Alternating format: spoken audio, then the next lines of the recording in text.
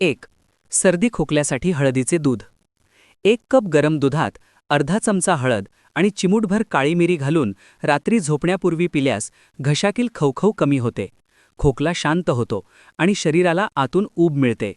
हळद जंतुनाशक गुणांनी भरलेली असते, मात्र ज्यांना दूध पचत नाही किंवा ॲसिडिटी वाढते त्यांनी हा उपाय टाळावा. 2. घसा दुखत असल्यास मिठाच्या पाण्याच्या गुळण्या. 1 ग्लास कोमट पाण्यात अर्धा चमचा मीठ घालून दिवसातून 2 ते 3 वेळा गुळण्या केल्याने घशातील सूज कमी होते आणि जंतू नष्ट होण्यास मदत होते. हा उपाय घसा बसल्यावर किंवा सुरुवातीच्या सर्दीत खूप उपयोगी ठरतो. 3. अपचनासाठी जिरे पाणी. 1 चमचा जिरे पाण्यात उकळून ते पाणी गाळून कोमट अवस्थेत पिल्यास पोटातील गॅस, फुगवटा आणि जडपणा कमी होतो. जेवणानंतर हे पाणी घेतल्यास पचन सुधारते आणि पोट हलके वाटते. 4. पोटदुखी आणि वातासाठी हिंग. चिमूटभर हिंग कोमट पाण्यात मिसळून पिल्यास वात कमी होतो आणि पोटदुखीवर आराम मिळतो. लहान मुलांसाठी हिंग पाण्यात मिसळून पोटाभोवती लावण्याची पद्धतही जुनी आहे, मात्र जास्त प्रमाणात सेवन टाळावे. 5. हलक्या डोकेदुखीसाठी लवंग लेप. 2-3 लवंगा थोड्या पाण्यात वाटून त्याचा लेप कपाळावर लावल्याने हलकी डोकेदुखी कमी होण्यास मदत होते. लवंगेला उष्ण गुणधर्म असतात, जे वेदना कमी करण्यास सहाय्य करतात.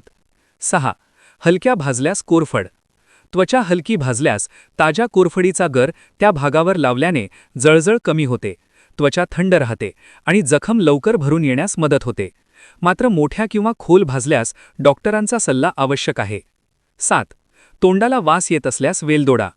जेवणानंतर 1 वेलदोडा चावल्याने तोंडाची दुर्गंधी कमी होते आणि श्वास ताजा राहतो. वेलदोडा पचन सुधारण्यासही मदत करतो. 8. बद्धकोष्ठतेसाठी तूप घातलेले दूध. रात्री झोपण्यापूर्वी कोमट दुधात 1 चमचा साजूक तूप घालून घेतल्याने शौच साथ होण्यास मदत होते. हा उपाय आतड्यांना स्निग्धता देतो, मात्र जुलाब होत असतील तर हा उपाय करू नये. 9. त्वचा उजळण्यासाठी बेसन हळद उटणे.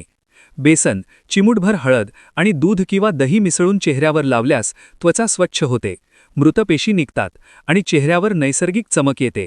आठवड्यातून 1-2 वेळा हा उपाय करता येतो. 10. केस गळतीसाठी कढीपत्ता तेल.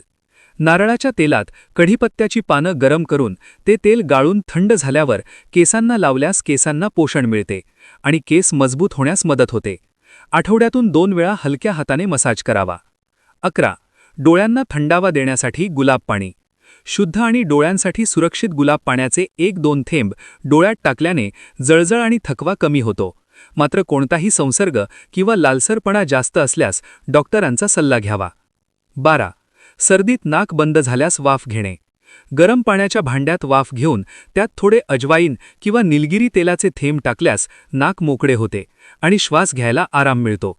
दिवसातून 1-2 वेळा करता येते.